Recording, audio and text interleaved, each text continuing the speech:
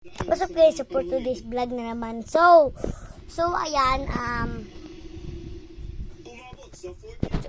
yun, sumamba si kuya, ayan, nagsimba si kuya, sumamba. So, naiwan niya yung cellphone niya. So, nabigyan kasi siya ng Bini member nasa case niya yon. Nandito yon. So, yun, nalipat yung TV. So, kunin natin yung binigay sa kanya na Bini member. Mamaya ko na lang ipakita sa inyo. Basta card siya na Bini. Ayan. Naka-standby ang mga evacuation center. Mabuti na raw ang handa kaysa mabulaga ng baha. Hindi na rin lamang so, dito yun. Ang itinuturing nilang babala kundi si kuya, ang volume ng ulan na babagsak. Ito si kuya. Ito si kuya. Ayun si kuya. Ng rainfall, so, ayan. Hindi lang dito sa Marikina, kundi sa upstream communities. Ayan si kuya. So, tanggalin na natin. Ano ba itong una na to? Malakas na pagulan.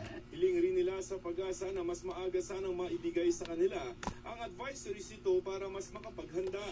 Baka pwede na mauna or maibigay nila. So yun, na yung ano niya. May panahon para makapaghanda. Walaan nyo guys, sino to? Dahil yung sa Karina, yung experience sa amin talagang nagulat kami. Sino yan? Ayan, sino yan? Ayan, si Bini Kulet. Ayan. So, si Bini Kulet. Sa LGU ay mas pinalalim na nila at mas pinalawak na nila yung ilog dahil kung halimbawa na magsunod-sunod o dumalas yung pag-ulan ngayong mga susunod na linggo. Si Bini Kulet. So, yan, itatago natin yung ito kasi mahal niya nga to, si Kulet. So, yung pinaka-favorite niya kasi doon na bias niya, si Bini Gwen. Di naman to si Bini Gwen, si Bini Kulet. Kay Kuya Joben si Kuya Joben ko, nasa kanya yung kay Bini Gwen. So, ngayon, itatago natin to.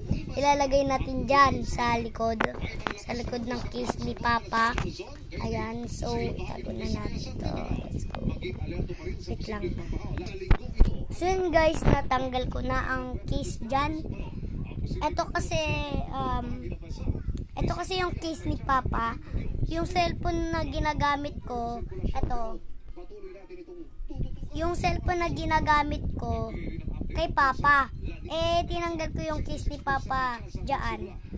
Pinost ko muna kasi baka matanggal yung video. Yun. So, etong case,